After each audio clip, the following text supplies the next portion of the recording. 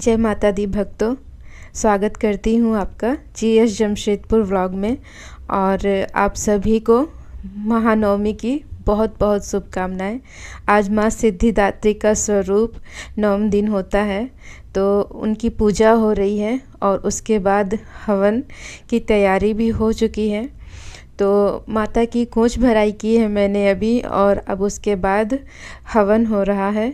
हवन के बाद होगा कन्याओं का मतलब कंजिकाओं का पूजा। तो बस ये नवमी का दिन ऐसा लग रहा है कि कैसे कहूँ, ये एक माता की विदाई जो पास आती जा रही है ना, मन थोड़ा सा उदास होते जाता है, क्योंकि ये जो 9 दिन होते हैं ना, उनकी सेवा और माँ तो हमेशा रहती हैं और सेवा भी उनकी जितनी हो सकती है मैं करती हूँ। लेकिन ये जो 9 दिन की जो भक्ति होती है ना, ऐसा लगता है कि ये जीवन में मतलब उतर गई है। तो 9 दिन नहीं गुजरे ऐसा मन में हो जाता है कि ये नवरात्रि के दिन और रात चलते ही रहें। लेकिन ऐसा नहीं है, माँ अपने मैके आती हैं और मैके से तो बेटियों को विदा लेना ही पड़ता है। ये तो नियम है, चाहे हम इंसानों के लिए हो या भगवान के लिए। तो बस उन्हें खुशी खुशी विदा करेंगे। ये तो सच है कि वो साथ ही रहती हैं हमेशा और हमेशा ही रहेंगी हमारे मन में, हर तन में, हर कण में। तो बस इसी प्रार्थना के साथ आशा करती हूँ कि आप सब भी खुश रहें, स्वस्थ रहें और आपके परिवार में भी खुशहाली माता रानी बिखेरती रहें। और मेरे घर में हो गई है कंजिकाओं का आगमन। ये सबसे छोटी माता है मेरी, और सच में कहती हूँ ये जो कन्या थी ना, मतलब एकदम मन मोह गई थी मेरी। मतलब ऐसा लग रहा था कि बस और कुछ नहीं चाहिए। मेरे ये इस साल की नवमी ना बहुत सफल हो गई है, ये गोदी में आ गई है। इसकी सेवा करके मन बहुत बहुत ज़्यादा हल्का और प्रसन्न हो गया था। तो बस दोनों मिलकर के माताओं की सेवा कर रहे हैं, मैं और मेरे पतिदेव। और मेरे बच्चे भी लगे हुए थे माताओं की सेवा करने में। तो ये सब देख कर के बहुत खुशी हो रही थी कि इस घड़ी में सब साथ मिलके माँ की सेवा कर रहे हैं। और माताओं का कंजिकाओं का श्रृंगार करने के बाद, और ये है हमारे बजरंगबली लंगूर महाराज जी, तो इनका भी श्रृंगार करना बहुत ज़रूरी है। तो माताओं के बाद इनका श्रृंगार होता है और हो रहा है कन्याओं का भोजन और उनका प्रसाद। बेटा भी बांट रहा है, पतिदेव भी बांट रहे हैं। और मैं ये जो सबसे छोटी माता थी, एकदम शैलपुत्री का स्वरूप थी ये, और बस ये गोदी में बैठ के ही प्रसाद ग्रहण कर रही थी। और मैं बहुत खुश थी उन्हें लेकर के बैठकर इन्हें प्रसाद खिला रही थी। तो आप सब भी माताओं का आशीर्वाद ले लीजिए और इनके दर्शन कर लीजिए।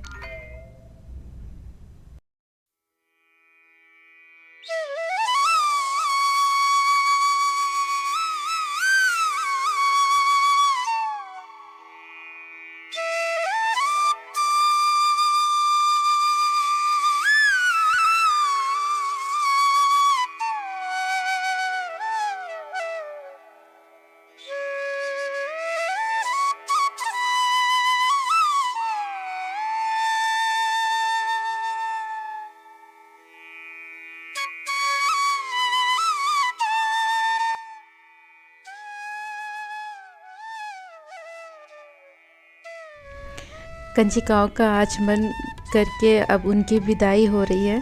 परिवार के सभी लोग उनका आशीर्वाद ले रहे हैं और मैं ये विदाई फिर से देख रही हूँ, तो मन तो ऐसा लग रहा है कि ये विदाई थोड़ी सी अच्छी नहीं लगती है। और लेकिन माताओं को देखना भी तो एक सुखद एहसास है। और ये है हमारी छोटी सी माता। और आ गए हैं हम दशमी के दिन सुबह में। माँ को सुबह सुबह ही विदा करने का मुहूर्त था। सूर्य उदय से पहले ही उन्हें घर से विदाई देनी थी। और वही विदाई दे रही हूँ माता को। और ये भी साथ में कह रही हूँ कि वो हमेशा साथ रहें और हमारे घर में रहें।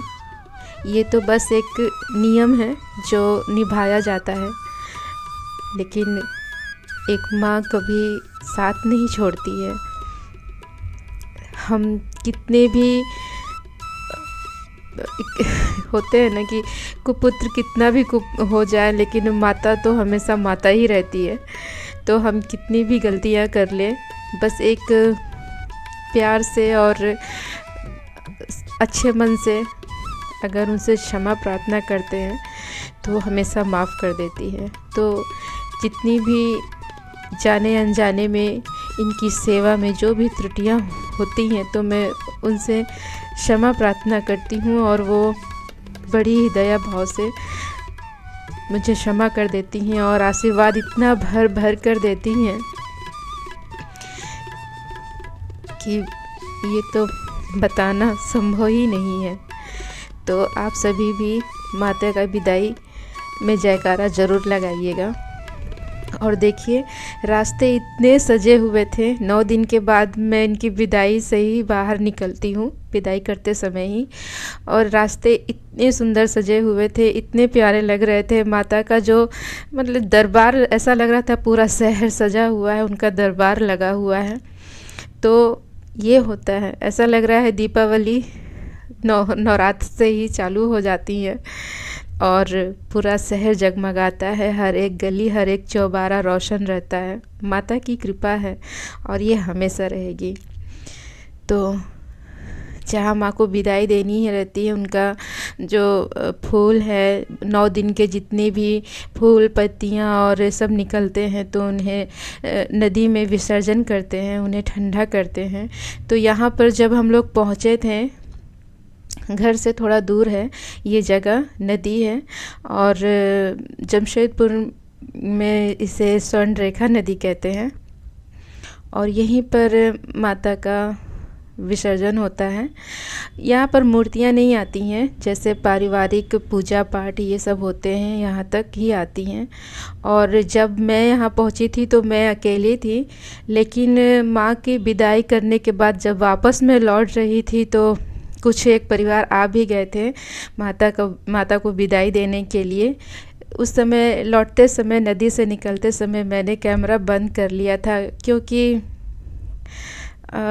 अच्छा भी नहीं लगता है कि बिना पूछे हम किसी को रिकॉर्ड करें, उनका वीडियो लें।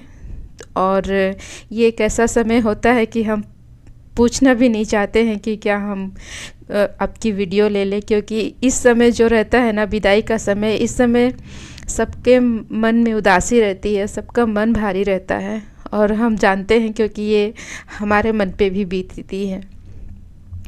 तो यहाँ पर माँ को विदाई देने के बाद हम लोग चुपचाप सीधे घर चले जाते हैं। और सच कह रही हूँ, घर आने के बाद घर इतना सूना लगता है ना कि मन नहीं करता है कि कुछ और करे। अब बस कोई एक कोने में तो कोई उधर एक कोने में, बस ऐसे ही बैठ जाता है और पूरा दिन माँ को याद करते रहते हैं। और बस 9 दिन माँ की सेवा में बीत गए हैं और पूरी ज़िंदगी माँ की सेवा में बीतती रहे। और उनसे यही प्रार्थना है कि वो अपना आंचल हम सभी के सर पर हमेशा रखे रहें और अपनी छाँव में हम लोगों को लेके हमेशा स्वस्थ और संपन्न रखें। बस यही प्रार्थना है आप सभी से, और आप सभी भी मेरे साथ बने रहिए। और वीडियो बनाना ही मैंने इसलिए चालू किया है कि सभी का जितना भी हो सके साथ मिले, एक परिवार बने और एक दूसरे से बात करें, बस इसीलिए सब जुड़ते जाएं और एक दूसरे की मन की बात कहते जाएं। तो आप सभी से यही प्रार्थना है कि आप सब जुड़ते जाइए और हम सब के साथ बने रहिए। और माँ की विदाई होने के बाद उन्हें प्रणाम करते हैं और आप सभी को प्यार भरा जय माता दी कहती हूँ।